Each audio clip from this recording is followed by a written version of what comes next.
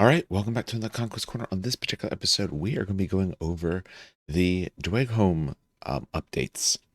So I was going back and forth on how exactly I want to do this. For anyone who is newer to the channel or hasn't heard me talk about it, I'm not a big fan of dwarves slash their playstyle in general. It's just not for me. If it is for you, okay, if you've ever seen or played dwarves in any system, they all have a lot of similarities.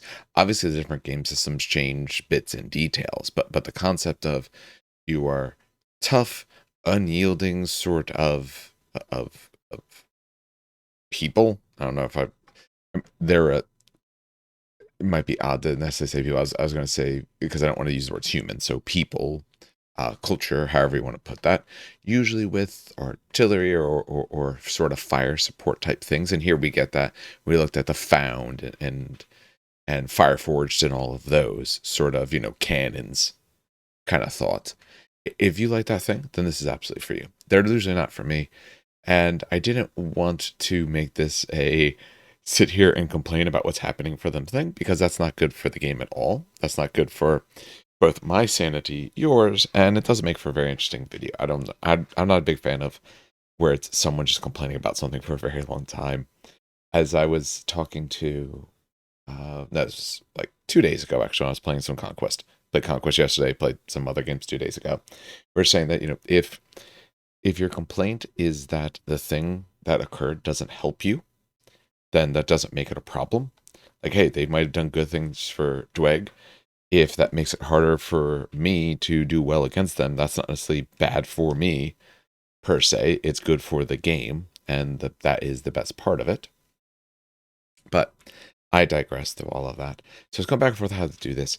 The way I want to do this is the way I did some of the updates before. We're actually going to do a little bit of comparison, what they did before, what they do now. We're not going to go, I will discuss through different units, but I'm not going to go through unit by unit exactly how I'm putting all of this together. I probably will do a separate video, potentially in the future, where I do more of that. I've now had a couple games against them. Mostly against an ardent lists, but I've played against them a few times now, read through them earlier multiple times to get a feel for what they're doing. And also, that's the avenue we're going to do for this. And then after that is Weavers. And Weavers, I'm still going through and parsing and trying to get a good feel on before I start talking about how all of that works, especially with in some of these factions where units are unreleased, because they're the ones that potentially have the most updates when the time comes. So, like, how much of that do you really talk about when who knows when they'll come out and who knows what's going to happen to them when they do? All right, well, keep in mind if you want to pick up any Dweghom or any of the other factions, the brand new Weavers that they have up, which some of them, I was very iffy on Weavers until I started seeing them, until they actually showed those models. And some of them, okay, like they're Cairn archers or whatever, skirmishers, they're fine, you know. But when you look at some of the other ones, when you look at their like flying cav and all of that, very, very exciting things.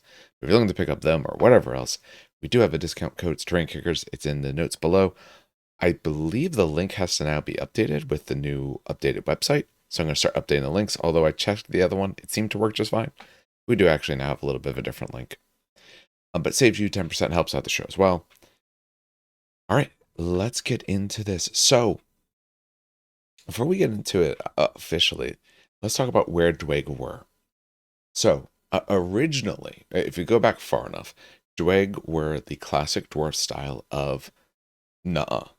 And what I mean by that is you might have all these various rules that do a variety of things, and they just said, no, we don't follow that. We don't count those things. Oh, reinforcement lines, if your enemy engages you or passes you, things like that gets pushed back. No, we don't do that. Have to worry about taking low saves. No, we really don't do that because we have very good defense. We have very good resolves.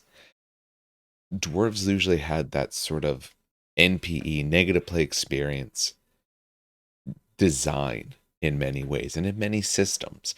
Look at fantasy. When you go back to Warhammer Fantasy, Old World, dwarves used to have, effectively magic items, but a magic item that, hey, you try to cast a spell, I'm going to say no, and on a 3-up, I believe it was, you may never cast that spell again this game. They had the best way to stop spells in the entire game. So dwarves always sort of have that sort of viewpoint. Conquest, it was a little bit different, but still that sort of standoffishness. And essentially, when they did some changes at one point, they really started lowering their defenses in general and giving them hardened like 1 or sometimes 2. Essentially, what this says, hey, we were able to like reliably, everyone's at 4, some of them are almost at 5s, and your resolves were at like 5s often because of unit sizes and other rules, and it just doesn't work well. So we're going to give them hardened. So hey, they won't have necessarily the best saves, but they'll never lower their saves for all intents and purposes. Okay, we go about that, and it wasn't working well. At the end of the day, Magicalists were the best bet you had, but they still weren't in a good spot, and that's because effectively they took away the sort of things that they do, and what they gave them wasn't a good enough replacement for all intents and purposes. Now we get to where they are now. What I will say is they do feel very strong. They feel very defensive. They feel like they have good firepower. They have good combat units. So they feel like they're in a good spot. I will say I think they kind of put them back to the way they were at one point. They've done some alterations, but for that, they don't interact with the rules the same way. It's almost stronger than it was. So I'm curious to see how this actually plays out over time. I know against the games I've played in them, they've felt very, very strong. All right, so if you're new to this and you're watching, left side is the new rules, right side, where it says old, is the old rules. So we're not going to compare unit by unit all the way through, but we are going to compare the spots that need the comparisons. All right, one I do like, as we're going to see, they now have essentially pictures in here, and the lighter color, at least for my purposes, is just easier to read. But I'm getting old, and my eyes aren't the best. So why I wear glasses? I gotta get new glasses, actually. All right, so for things they used to do, effectively, one thing they used to do is your command stands could do challenges. Your opponent could refuse it if they wanted without the negatives, but your command stance could challenge. It talked about how the different rules worked for that. And hey, if they win challenges, they get cool stuff. And they had their various creeds. So depending on which one you took, you got different usefulnesses of that. And Firstborn Children of War was, hey, your reinforcement line doesn't get moved. So for now, the way they've done this, the same way they did Sorcerer Kings, where certain units, when we think about the inflamed status, hey, you can get this effect for the round, and it does useful things for you. They now have that as well. So now they have the gift. So there's ability, create special rules, and a variety of other ways they can become awakened. And that means until the end of the round. So at the end of the round, clear off all your tokens, but you can awaken these units. What it means base if you're awakened. Some units do extras. But what it means base, you can't be broken. And if you're already broken when it happens, boom, you essentially rally. An out of sequence immediate rally, either combat or out of combat, depending on which one it is. So awakening just means that base can't be broken. Forged. All right, so Tempered had a very similar thing to this at base before. You essentially could gain markers in various ways by effectively not doing things or doing certain actions. What it used to do would give you some auto successes, similar a la Eldar, if you know 40k at all. It doesn't do that anymore, which is good, because that was a... If you're going to buff the rest of the army, you have to remove the, oh, I have like 5 tokens. No, I'm just good on all these saves. That was too much. So beginning of battle, hey, you make a spot for your elemental power. Nice. All your forged regiments, which is a good amount of them. We'll go through that as we go along. All your forged regiments get, hey, draw event, forged by the elements.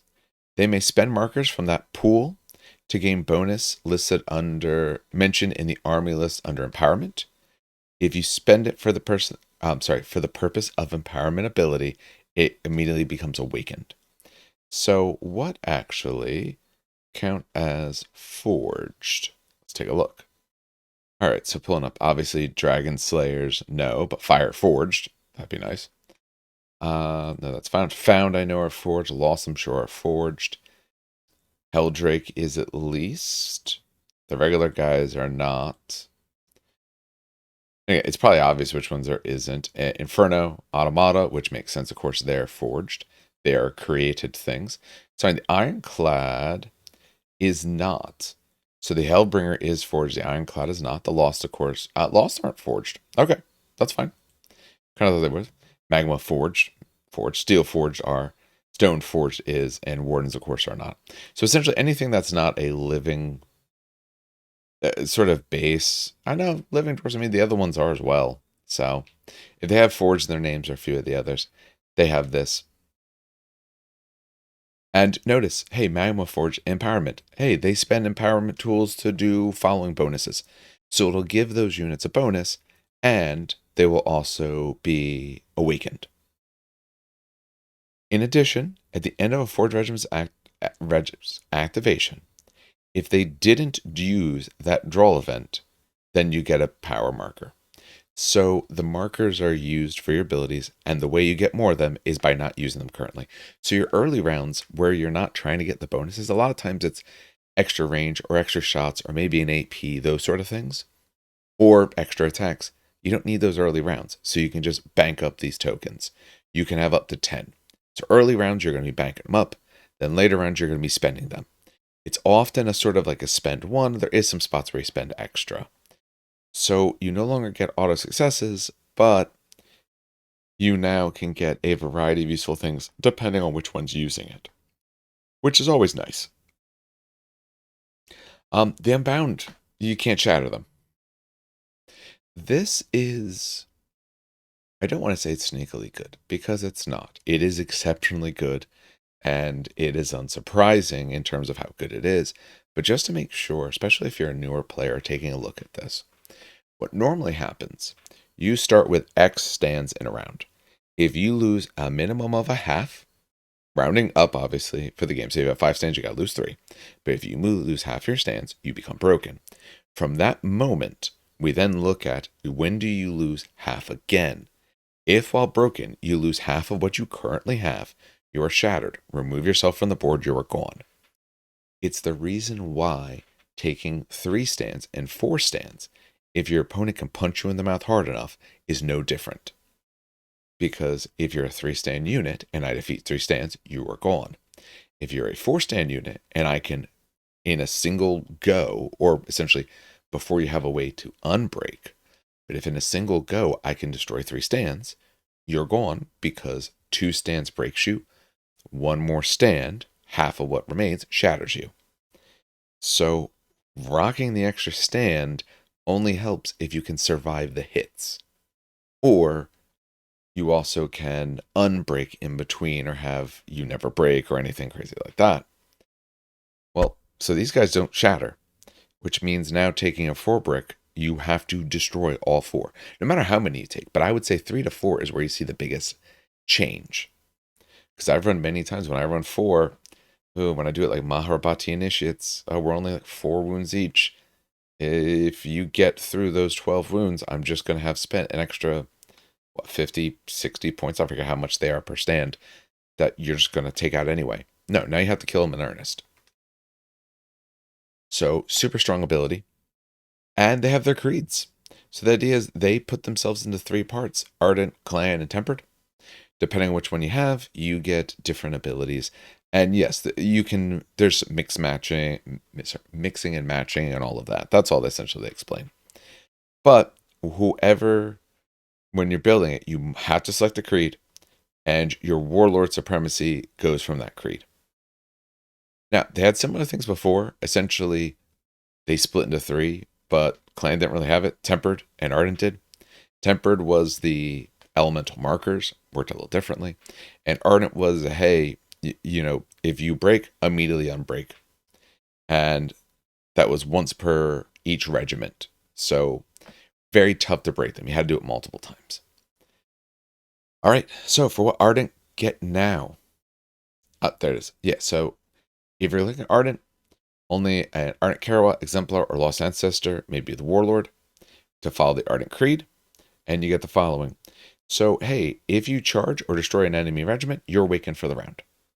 So, and remember, we said if you're broken, you immediately unbreak. So if your opponent broke you, but you're able to defeat them, immediately unbreak, you're good to go. Even if you're already broken, it hurts your ability to charge, but you're not going to shatter because you can't. In addition, hey, your Ardent and Clan command stands. So you do get it for both. May always die fighting, even if they've already went. Your command stands in a lot of cases have, like a good amount of attacks. I've won against ones with like 6, 7 attacks. So that can actually do a good bit. You can really punish your opponent for taking down your unit. And that's really what Ardent is about. They are meant to get into your face, hit you as hard as they can, and punish you for anything you do to them. Much like before, Pathfinders, you can't lose your reinforcement line. But notice that's only in this one. So Ardent keep the reinforcement line. The other ones can be pushed back. And Herald of War. When this character, so this is the okay. So that's what Ardent always get, depending on who your warlord is. So if it's the Ardent Kerwa, then always on. When his unit becomes awakened, all friendly units at 8 become awakened as well, and is activated once per game ability. Hey, all your Ardent regiments heal 4 wounds and get lethal demise +4. When you're looking at a unit like Lost, who already have some lethal demise, tacking this on means if I actually defeat that unit, it might just take me out as well, which honestly has happened to me a few times. I think that one at least is super, super strong. I think Ardent Creed is very, very good. It plays at least base, kind of like old Dweghom were.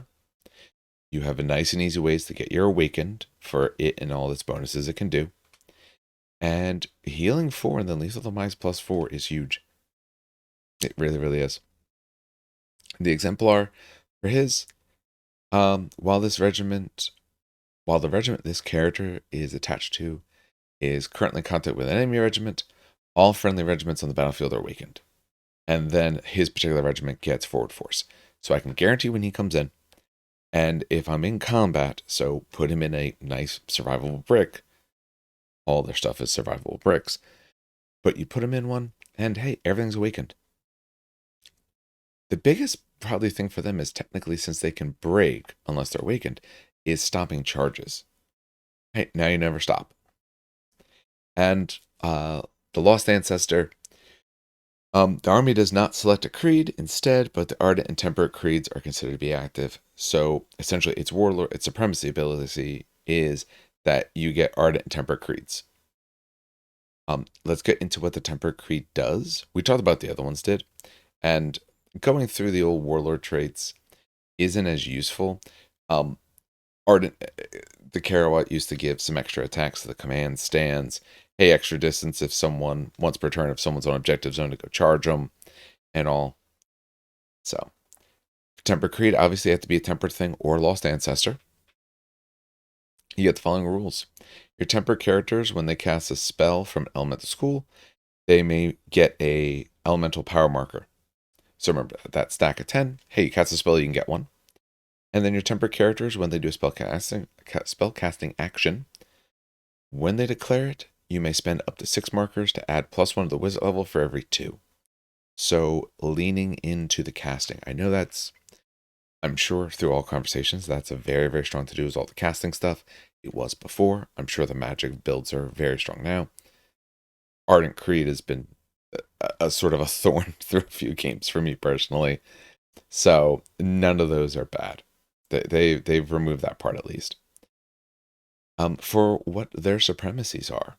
So if you take the Tempered Steel Shaper, his supremacy is going to be, hey, during that particular, always active, forward regiments become awakened, it'll heal 2 wounds.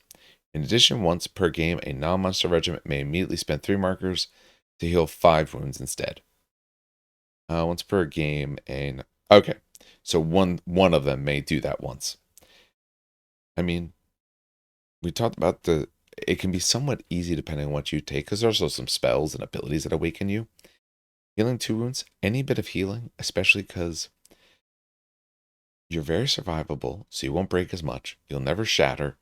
So, yes, if you're broken, you can't heal, but you have a lot of ways to unbreak, especially if you get awakened. And notice, hey, when you become awakened, which means they'll take off your broken, you can immediately heal. So the condition here guarantees you get those 2 health back.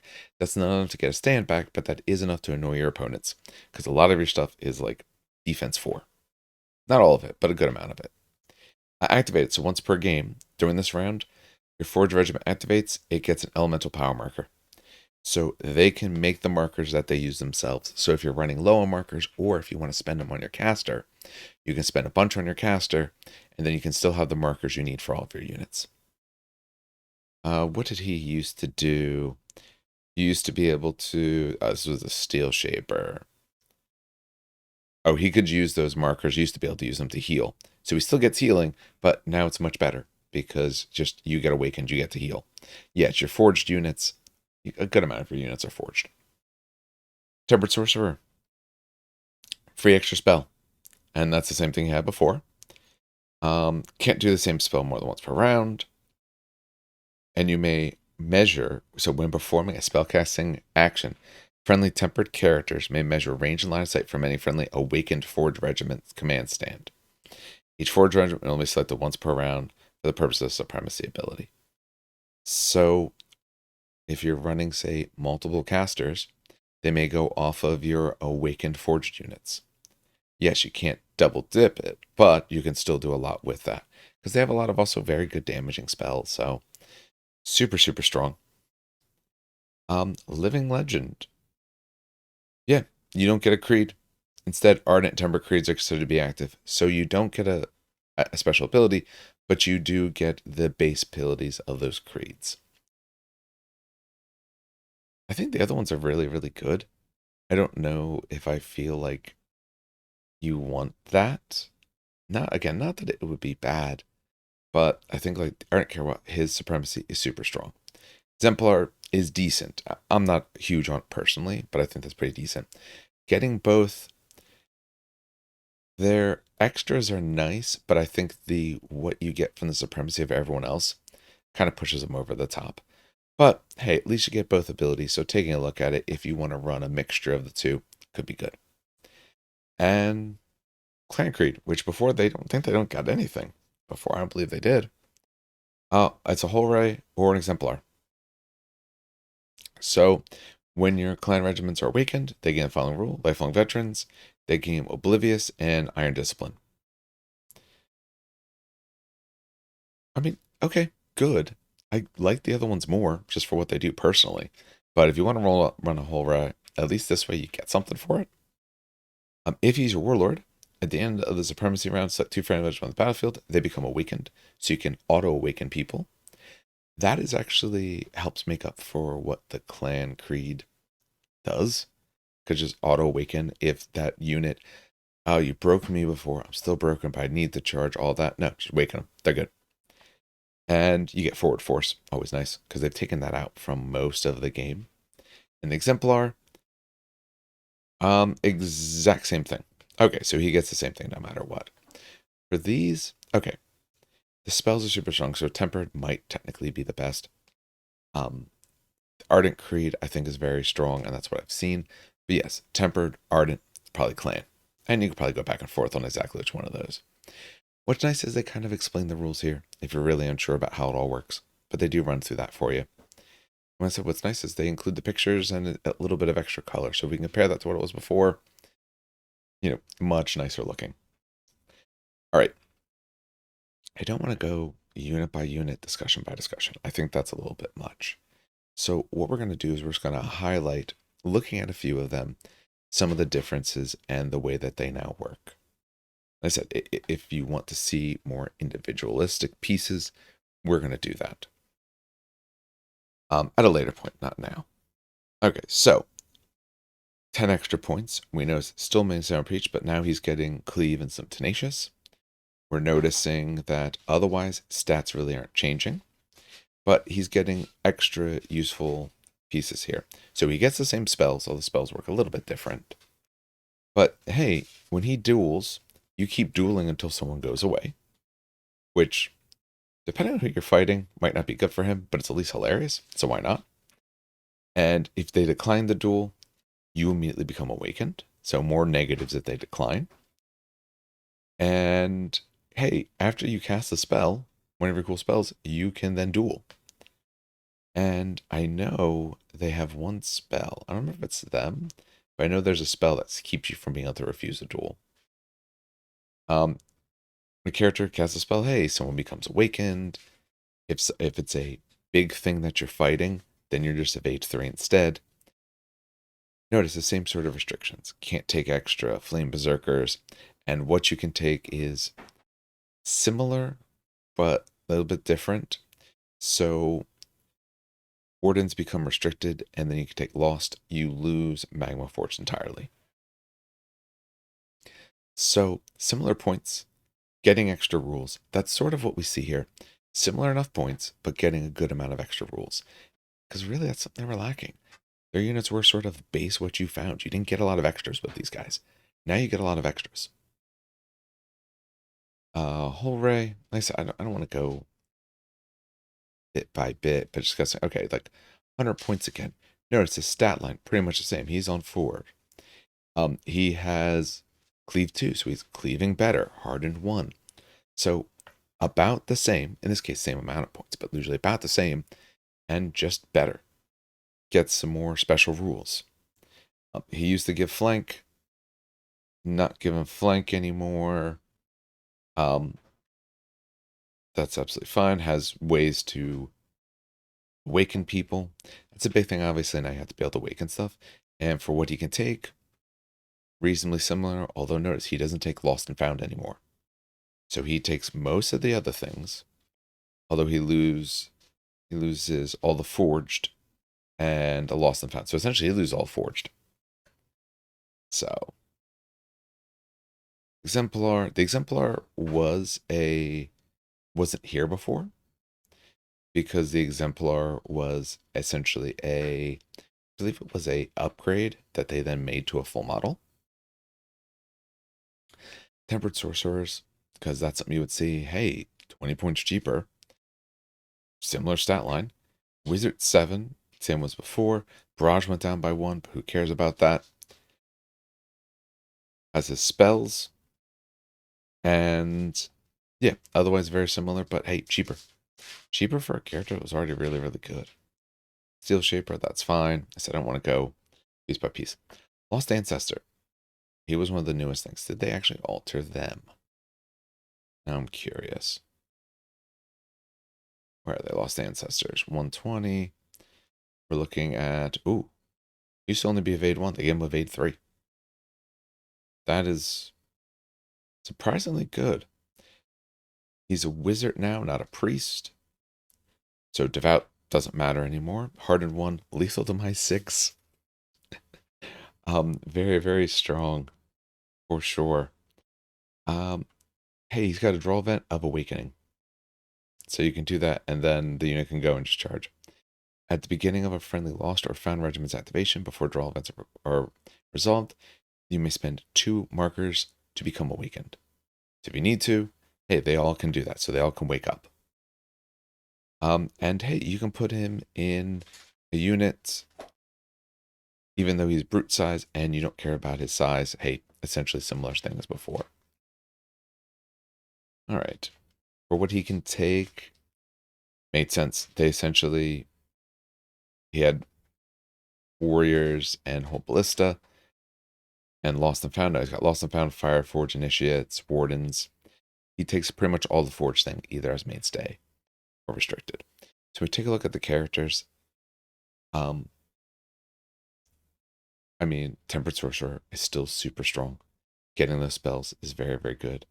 Ardent Karawa, obviously good. And I think the Forgotten Ancestor, or Lost Ancestor, my apologies, was Lost and Found, I think are amazing units. They're a lot of fun. All right. When we take a look at equipment, I'm sure equipment is actually rather different. I don't want to go through equipment one piece at a time, but I know if we just take a look at some things that you can do, hey, hurt people in Clash or Duels, extra cleave and fiend hunters. Oh yeah, there it is. Tempered good. They can't deny duels. That was a spell, but probably just an ability. Extra attacks. You're awakened at all times. Armor, there's one. The crown. You get +1 to your march and +2 to impact. So there's lots of ways to speed things up. See that the Lost, I think it is, has ways to speed you up. So you've got some ways to really book some units across the board. If we take a look at some masteries, just to look for a moment, these are always the things that change the most, which is good for the sorts of things that they do. So extra terrifying.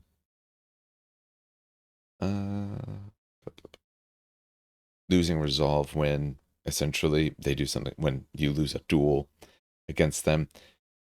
5 points, just character always dies fighting. Nice and cheap if you have nothing else you want to buy. Always dies fighting is super good. Hellbringer Sorcerer is 30 points. What was it before? They obviously could always have done it. Oh, used to be 5 points. Now it's 30. So you're going to spend a whole lot more. And I think the other piece is actually very similar.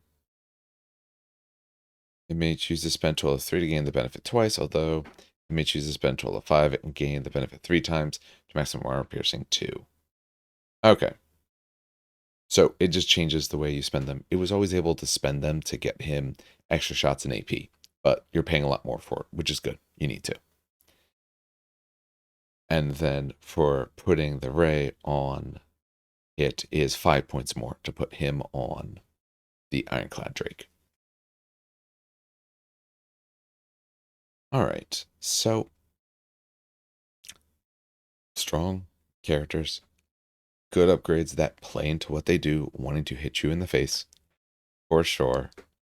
Get untouchable if someone shoots at you as you slowly walk your way in, because pretty much most things are 5s, there's some 6s, but you're slower in general. Spells, I will admit, I didn't go through that much before. Taking a look at it, the basics, at least of say like fire, is very similar, although one of them gets you elemental power tokens. But yeah, 1 per success, range is a little bit better. Fireball, same range, same attunement. At armor piercing 2, yep, that's identical. Flame wall, it's now no longer scaling. It's attunement 4, range 12, but it requires 4 successes to hinder them. Where before they couldn't get inspired, which very similar, although probably that effect was probably, depending on what you did, maybe stronger before, depending on what units you're looking at.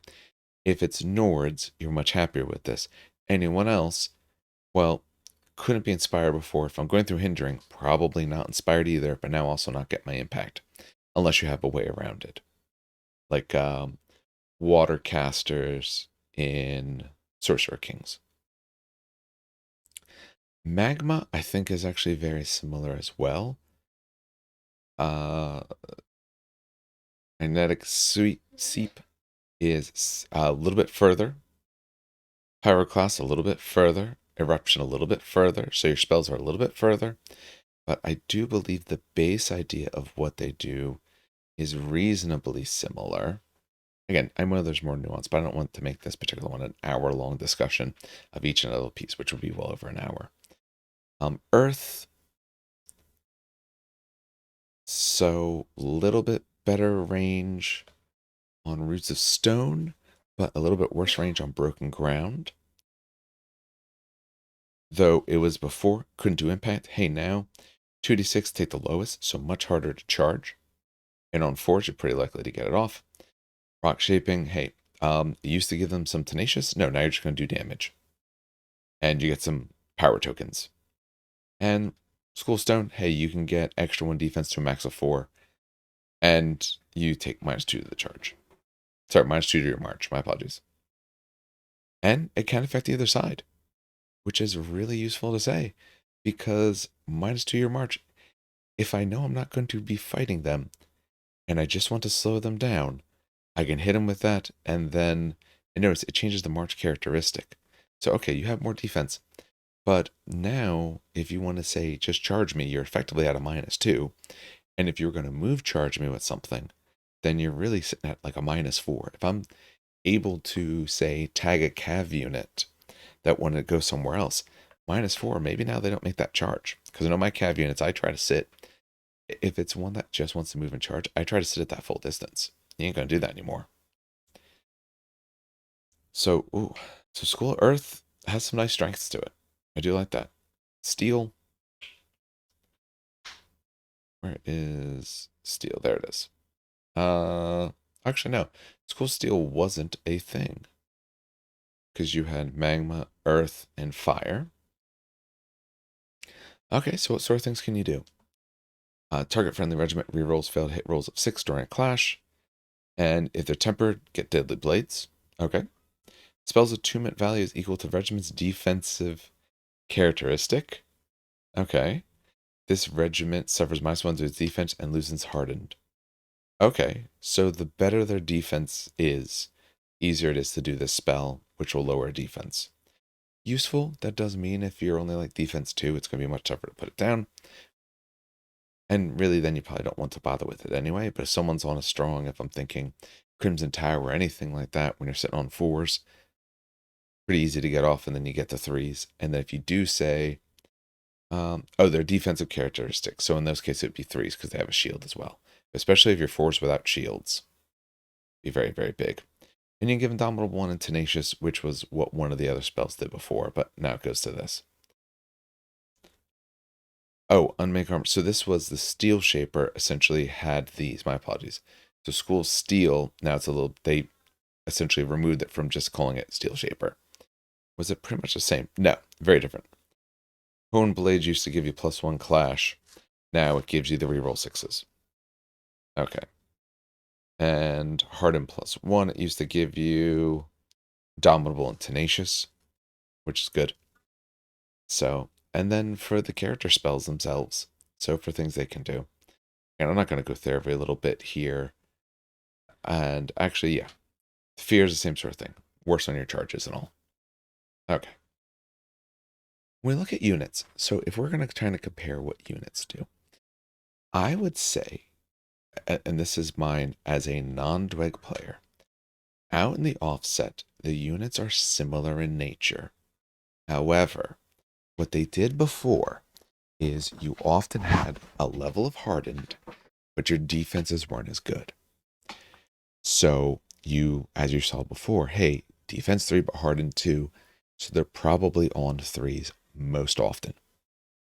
Now you've lost your hardened pretty much across the board, but your defenses are not worse or better. Dragon Slayers are now actually defense 4. Yes, if someone has Cleave, that could make a difference, but they have to have at least Cleave 2 before you care. Because Cleave 1 puts you where you're before. And Cleave 2 is not super, super common. I do think with Dweg, you might need to start seeing, or might start seeing a little more Cleave, just to help deal and take some of these 4s down. What you found, okay, Hold Thanes. Where do they have those? Hold Warriors, where's the Hold Thanes? Hold Ballista. Oh, it's loading. There we go.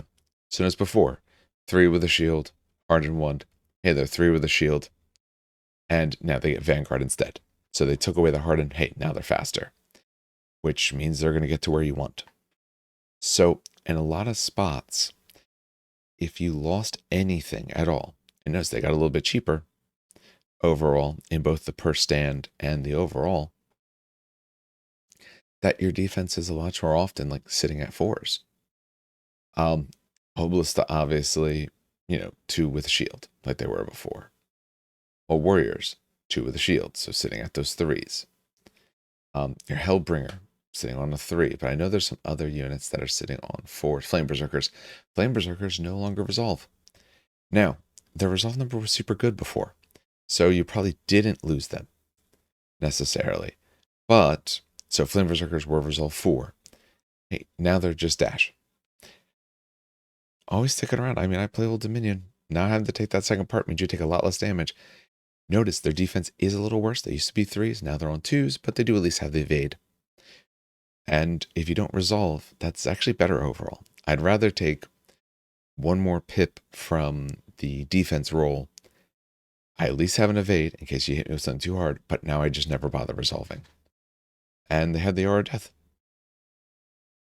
So Oh, and hey, look, when they're awakened, extra lethal demise.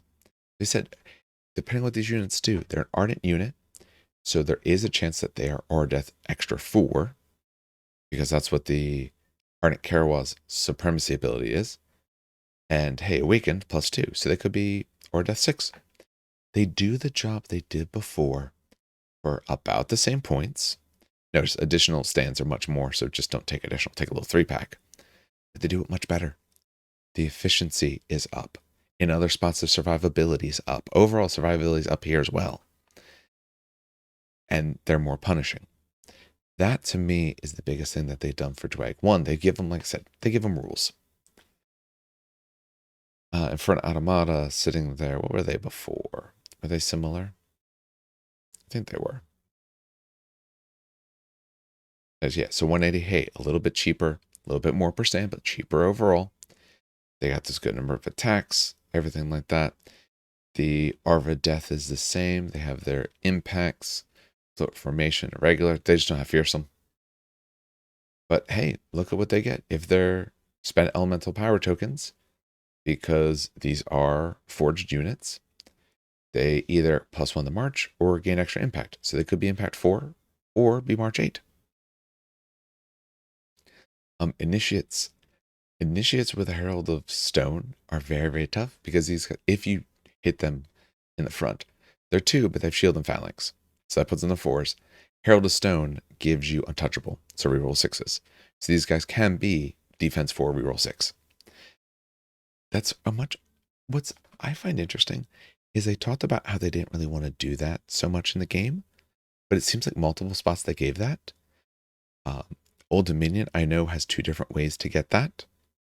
Get to like defense 4, or theoretically, actually, with 1 unit, pretty much defense 5, reroll 6s. And then they have a few ways to do that here. Anywhere you take Herald Stone, you can at least get those reroll 6s. I haven't seen it yet related to their monsters, but I'm hoping their monsters be a little better. Because honestly, I just really like their monsters. I like monsters in general, though.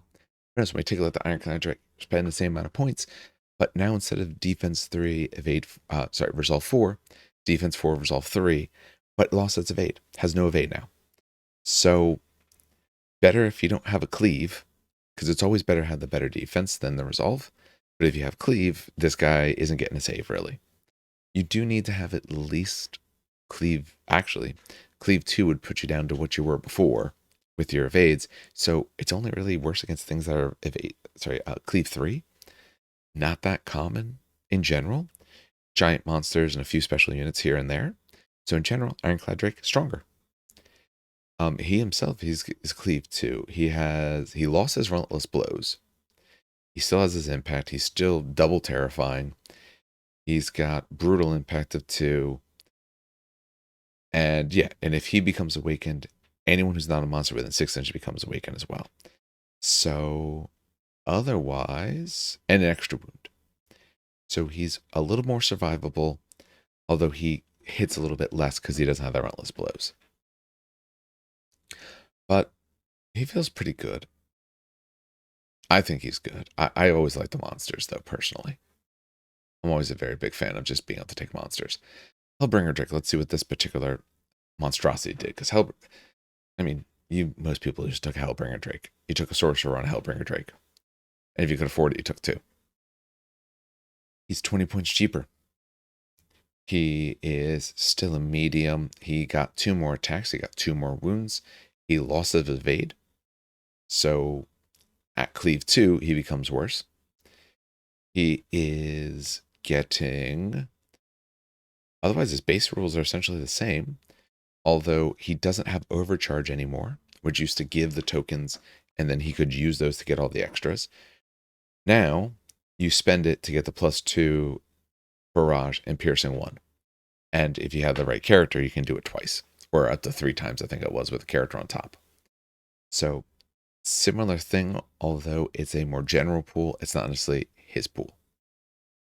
Although before, I don't think it was technically his pool either, but a sort of a different way to get to it. Like I said, Lost and Found.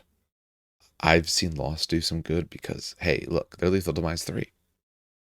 And if you have Arnt Karawa as your leader, then 1 round they're lethal to -7, which means that you are taking back more damage than this thing had wounds, or potentially, because you have the roll for it. I've lost multiple monsters to this sort of thing. So it makes it very strong. And hey, Stride, to help people out in their movement. Magma Forged, again, just want to do little bits of comparisons here and there, and then we'll kind of talk about it overall. Where are the old Magma Forged? There they are. Sitting at pretty much the same exact costs. You are a little bit slower than you were, just as defensive and all.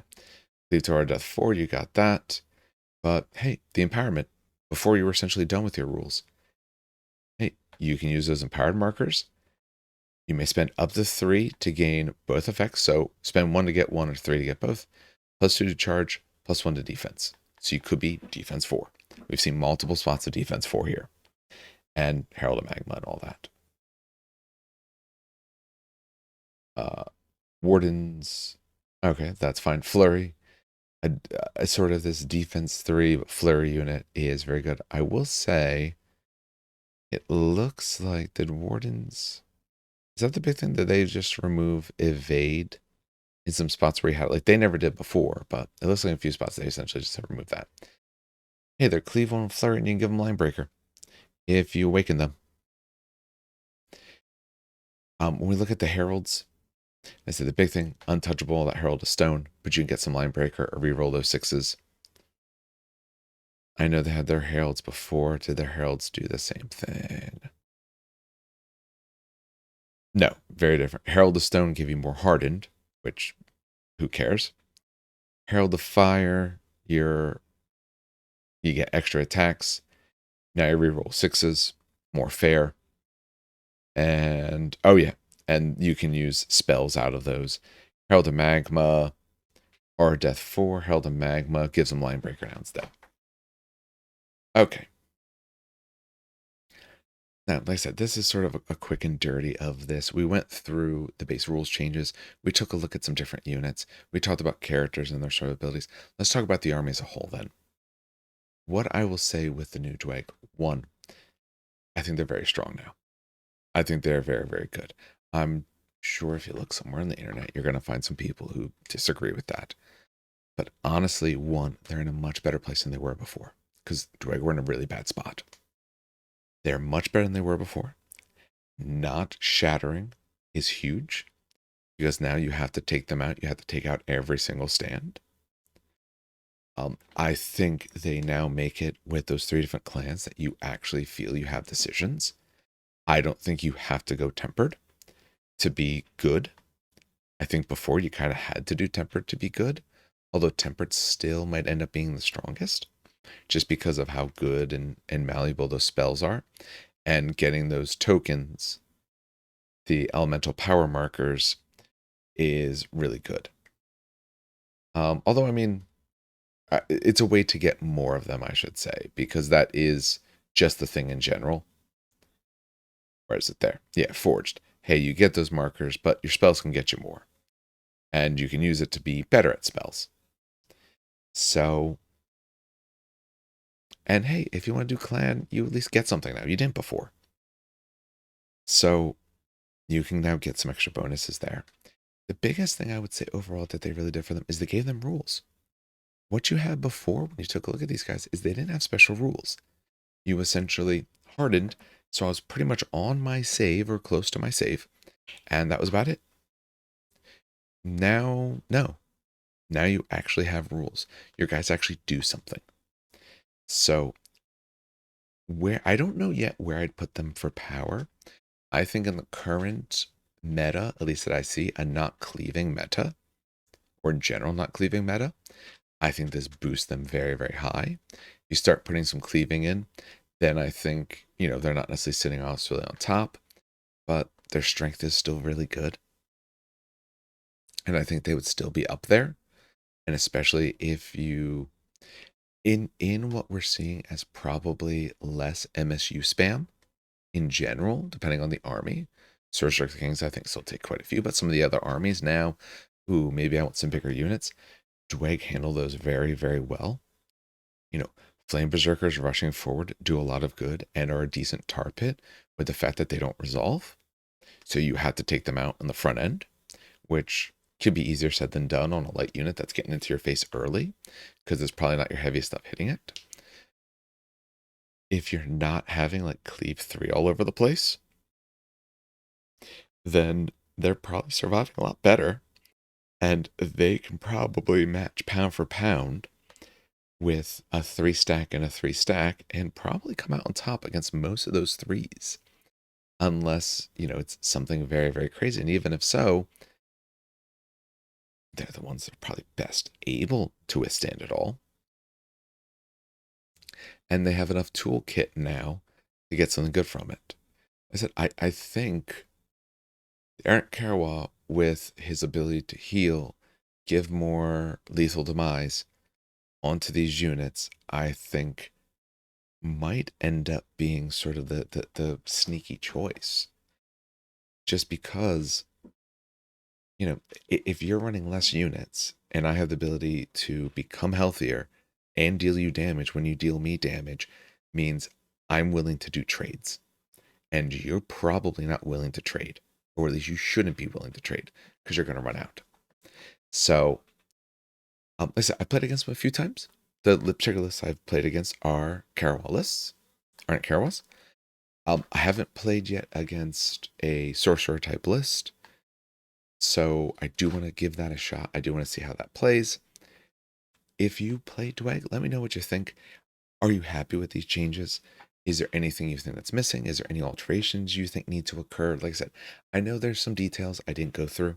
I know there's a lot of bits, but mostly I just want to kind of do a top-down discussion of it.